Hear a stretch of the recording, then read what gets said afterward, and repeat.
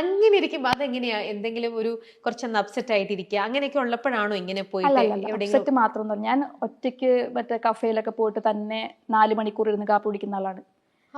എനിക്ക് ഒറ്റയ്ക്ക് ഇരിക്കാൻ ഇഷ്ടമാണ്. ഒറ്റയ്ക്ക് ഇരുന്നിട്ട് നമ്മുടെ തോട്ട്സ് ഓടുന്ന രീതിയുണ്ട്, നമ്മളെ കുറിച്ച് നല്ല ഐഡിയ കിട്ടും. എപ്പോഴും ഈ ചാറ്റർ ചെയ്തുകൊണ്ടേ ഇരിക്കുന്നതിന് പകരം ഇടയ്ക്കൊന്ന് ഒറ്റയ്ക്ക് എവിടെയെങ്കിലും പോയി വെറുതെ ഇരിക്കുന്ന നല്ലതാണ്. അപ്പൊ നമുക്ക് അങ്ങനെ പോയിട്ട് ഇരിക്കണം ഒറ്റയ്ക്ക് ഇരുന്ന്. ഓക്കെ. പക്ഷെ ചെറുപ്പം മുതലേ ഇങ്ങനെ ഒറ്റയ്ക്ക് ഇരിക്കുന്നു പറഞ്ഞില്ലേ?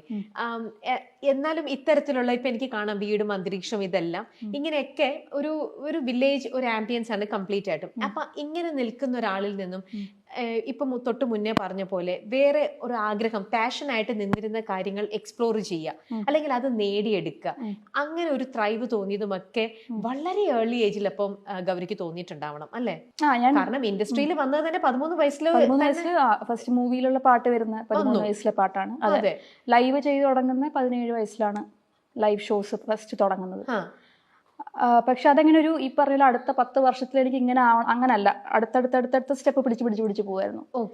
കാരണം 17 വയസ്സിലാണ് ആദ്യമായിട്ട് ഒരു ആർട്ടിസ്റ്റ് തന്നെയാണ് എന്നോട് പറഞ്ഞത് ലൈവ് ചെയ്യണം, ലൈവിന് പറ്റിയ വോക്കൽസ് ആണ് എന്ന് പറഞ്ഞത്. അപ്പൊ എന്തെങ്കിലും പിന്നെ ട്രൈ ചെയ്ത് നോക്കാം.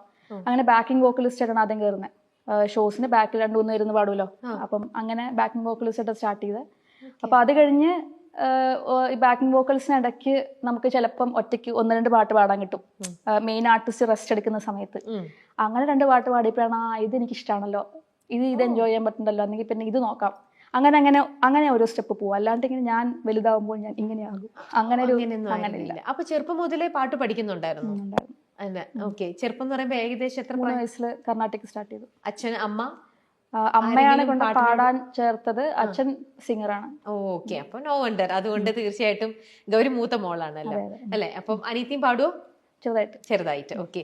അപ്പൊ അങ്ങനെ ചെറുപ്പം മുതലേ പാട്ടിന്റെ ഒരു ട്രെയിനിങ് കിട്ടി, ഇങ്ങനെ പാടാനായിട്ട് അങ്ങനെ പോയി. പക്ഷെ അന്നേരമൊക്കെ പാടുമ്പോഴും ഇത്തരത്തിലുള്ള ഒരുപാട് ഷോസ് ഒക്കെ പെർഫോം ചെയ്തിട്ടുണ്ടല്ലോ. അങ്ങനെ പാടുമ്പോഴൊക്കെ ഗൗരിക്ക് കൂടുതൽ താല്പര്യം, ഹൃദയത്തോട് ചേർന്ന് നിന്നത്, കൂടുതൽ കംഫർട്ടബിൾ ആയിരുന്നതും മെലഡി ഗാനങ്ങളാണോ അതോ അടിപൊളി പാട്ടുകളൊക്കെ ആയിരുന്നോ? Fast numbers? അല്ല, ഞാനിക്കൊന്നു ഈ പറഞ്ഞ 17 വയസ്സാവുന്നവരെ വേറെ ഗാനമേള അങ്ങനെയൊന്നും പോയിട്ടില്ല. ആകപ്പാടെ പോയിട്ടുള്ളത് സ്കൂൾ കോമ്പറ്റീഷൻസ് ഒക്കെയാണ് കൂടുതലും പോയിട്ടുള്ളത്. അങ്ങനെ പ്രൊഫഷണലി പാടാൻ പോയിട്ടില്ല. അത് ഈ പറഞ്ഞ പോലെ വലുതായി കഴിഞ്ഞിട്ടാണ്, അഡൽട്ട്ഹുഡിലാണ് പ്രൊഫഷണലി പാടി തുടങ്ങിയത്. അപ്പം ആ സമയത്ത് കർണാട്ടിക് പഠിക്കുന്നു, ഈ പറഞ്ഞ competitions live music, Carnatic music പാടാൻ പോകുന്നു. പ്ലസ് വൺ ഹിന്ദുസ്ഥാനി ട്രെയിനിങ് തുടങ്ങി. ഏകദേശം 17 സമയത്ത് വെസ്റ്റേൺ വോക്കൽ ട്രെയിനിങ് പഠിക്കലായിരുന്നു, കൂടുതലും പഠിച്ചുകൊണ്ടിരിക്കുകയായിരുന്നു ആ സ്റ്റേജിലെല്ലാം. അപ്പൊ ഇതിനിടയിൽ എങ്ങനെയാണ് നമ്മൾ 13 വയസ്സ് 14 വയസ്സായപ്പോഴത്തേക്ക് കാസനോവ സിനിമയിലേക്ക് തന്നെ പാട്ട് ചെയ്തു. ഇതുവരേക്കും നമ്മുടെ മലയാളം ഇൻഡസ്ട്രിയിൽ കണ്ടിരിക്കുന്ന ഏറ്റവും യങ്ങസ്റ്റ് കമ്പോസർ ആണ് താങ്കൾ അല്ലെ? അപ്പൊ അതിലേക്ക് എത്തിപ്പെട്ടത് എങ്ങനെയാണ് പാട്ട് എവിടുന്ന് കേട്ടിട്ടാണ്? ഒരു ഫാമിലി ഫ്രണ്ട് ഡേവിസ് കരട് എന്ന് പറഞ്ഞിട്ട് നമ്മുടെ ഒരു അടുത്ത ആളാണ്. ഡേവിസ് അങ്കിളുടെ വീട്ടില് ഡിന്നറിന് പോയപ്പോൾ അവിടെ റോഷൻ ആൻഡ്രൂസ് പുള്ളിയുടെ ഫ്രണ്ടാണ്. അപ്പൊ അങ്ങനെ എല്ലാവരും കൂടി ഇരിക്കുമ്പം ഈ കുട്ടികളൊക്കെ ഉണ്ടാവും. അപ്പൊ കുട്ടികള് പാട്ട് പാടും. അപ്പൊ ഞാൻ തന്നെ ചെയ്ത പാട്ടുകൾ ഇരുന്ന് പാടുന്നത് ഡേവിസ് അങ്കിൾ കേട്ടിട്ടുണ്ട്. അപ്പൊ അങ്ങനെ എന്നോട് പാടാൻ പറഞ്ഞ പാട്ടുകളിൽ ഒന്നാണ് ഈ സഖി എന്നുള്ള പാട്ട്. അപ്പൊ അന്നേ എഴുതുമായിരുന്നു പാട്ട്? 10 വയസ്സ് മുതൽ ചെറുതായിട്ട് എഴുതുന്നുണ്ട്, കമ്പോസ് ചെയ്യാം, അതൊക്കെ ചെയ്യുന്നുണ്ടായിരുന്നു. അപ്പൊ ഒരു പ്രൊഡിജിയാണ്. ഓക്കെ. അത് കേട്ടിട്ടാണ് റോഷൻ ആൻഡ്രൂസ് സിനിമയിലേക്ക് വിളിക്കുന്നതും ഒക്കെ. ഓക്കെ. അപ്പൊ അങ്ങനെ യങ് ഏജിൽ തന്നെ സിനിമയിലേക്ക് ഇങ്ങനെ ഒരു, പക്ഷെ എനിക്ക് തോന്നുന്നില്ല അന്നേരത്തെ കുറെ വർഷങ്ങൾക്കും കൂടെ മുമ്പല്ലേ, പക്ഷെ അന്ന് ആ ഒരു കുട്ടിക്ക് ആ ഒരു പ്രായത്തില് ഞാൻ മലയാളം ഇൻഡസ്ട്രിയിലേക്ക് പാട്ട് ചെയ്യുന്നു അതിന്റെ ഒരു വലിപ്പമൊക്കെ അന്ന് മനസ്സിലായിരുന്നോ?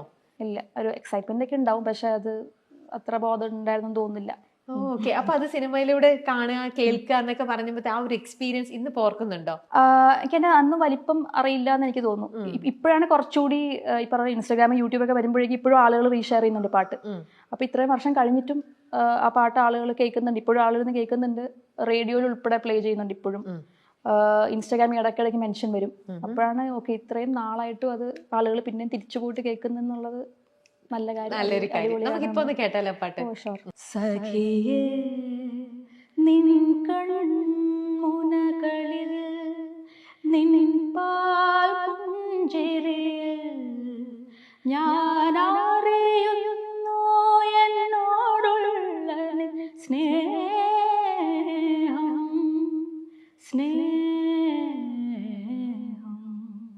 താങ്ക്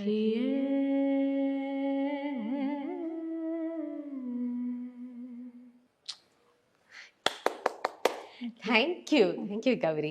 ഇപ്പോ എത്രാമത്തെ ഇതാണ്? ഇതായിരുന്നോ തുടക്കത്തിലെ പാട്ട്? ഇതല്ലല്ലോ, അതിനു മുന്നേ അല്ലേ? ഇപ്പം എഴുതി ഒരു ലിസ്റ്റ് കൗണ്ടിൽ വല്ലതും വെച്ചിട്ടുണ്ടോ? എത്ര പാട്ട് സ്വന്തമായിട്ട് എഴുതി? കുറച്ചധികം ഉണ്ട്. ഒരു ഏകദേശം ഒരു കൗണ്ട്? 50 എന്തായാലും ഉണ്ട്. 50 ആയിരിക്കില്ല, അതെന്തായാലും ഉണ്ട്. എനിക്ക് തോന്നുന്നു ഞാനൊരു 17-20 വയസ്സിനൊക്കെ ഉള്ളിൽ എനിക്ക് തോന്നുന്നു 50 എനിക്ക് ഓർമ്മയുണ്ട്. പിന്നെ അത് കഴിഞ്ഞ് റിലീസസും 50 എന്തായാലും ഉണ്ട്, ഉറപ്പായിട്ടും. അതിന് മുകളിലേക്ക് ഉണ്ട് എന്തായാലും. ബിറ്റ്വീൻ 50-100 എന്നുള്ള രീതിയിൽ അത്രയും ഉണ്ടാവും അല്ലേ? ഓക്കെ. ഇനി ഈ പാട്ടുകളൊക്കെ ഇപ്പം BA RLB ചെയ്തു, പാട്ട് തന്നെ സീരിയസ് ആയിട്ട് എടുത്ത് പഠിച്ചു. അതൊക്കെ പാട്ടിനോടുള്ള ഇഷ്ടം കൊണ്ട് തന്നെ ആയിരിക്കാം. പാട്ട് തന്നെ ആ വഴിയിലൂടെ തന്നെ പോവാമെന്ന് വിചാരിച്ചു. പിന്നെ MA ചെയ്തു. ഇതെല്ലാം കഴിഞ്ഞ് കഴിഞ്ഞപ്പോഴാണ് ഒരു സ്റ്റേജ് പെർഫോമറിലേക്ക് എങ്ങനെ എത്തിപ്പെട്ടത്? അത് ആ ഒരു ജേർണി എങ്ങനെയായിരുന്നു? അത് ഈ പറഞ്ഞ പോലെ നമ്മുടെ ഒരു ആർട്ടിസ്റ്റ് ദിലീപ് എന്ന് പറഞ്ഞിട്ടൊരു കീബോർഡിസ്റ്റ് ഉണ്ട് പാലക്കാട്. പുള്ളിയാണ് ആദ്യമായിട്ട് ഒച്ച കേട്ടിട്ട് വേറൊരു റെക്കോർഡിങ്ങിന്റെ ഭാഗമായിട്ട് ശബ്ദം കേട്ടിട്ട് ലൈവ് ചെയ്ത് നല്ലതായിരിക്കും എന്ന് പറഞ്ഞ് അങ്ങനെയാണ് ബാക്കിംഗ് വോക്കലിസ്റ്റ് ആയിട്ട് തുടങ്ങുന്നത്. അപ്പം ഈ പറഞ്ഞ പോലെ വളരെ കുറച്ച് ഷോസിനുള്ളിൽ തന്നെ ഈ മുന്നോട്ട് വന്ന് തന്നെ പാടുന്നത് ആസ്വദിക്കാൻ തുടങ്ങി. ആളുകളുടെ റെസ്പോൺസും അതെല്ലാം ഭയങ്കര അത് കൊള്ളാൻ തോന്നി തുടങ്ങി. പിന്നെ അതിനിടയ്ക്കാണ് ഈ ഇൻഡിപെൻഡന്റ് മ്യൂസിക് എന്നുള്ളൊരു സാധനം ഉണ്ടെന്ന് കാണുന്നതും. പിന്നെ അത് കുറച്ച് അതങ്ങനെ ഓരോ ഇങ്ങനെയാ പോവുക, ഒറ്റ ഇതല്ല. അപ്പൊ ഇൻഡിപെൻഡന്റ് അത് കൊള്ളാം, എന്തെങ്കിലും ഇതെന്താ നോക്കാം, എക്സ്പ്ലോർ ചെയ്യാം, തന്നെ ട്രാക്സ് ഇറക്കാം. അപ്പൊ അതിനിടയ്ക്കൂടെ ലൈവ് നടക്കുന്നുണ്ട്, ഇൻഡിപെൻഡന്റ് ട്രാക്സ് ഇറക്കുന്ന കാര്യം നടക്കുന്നുണ്ട്.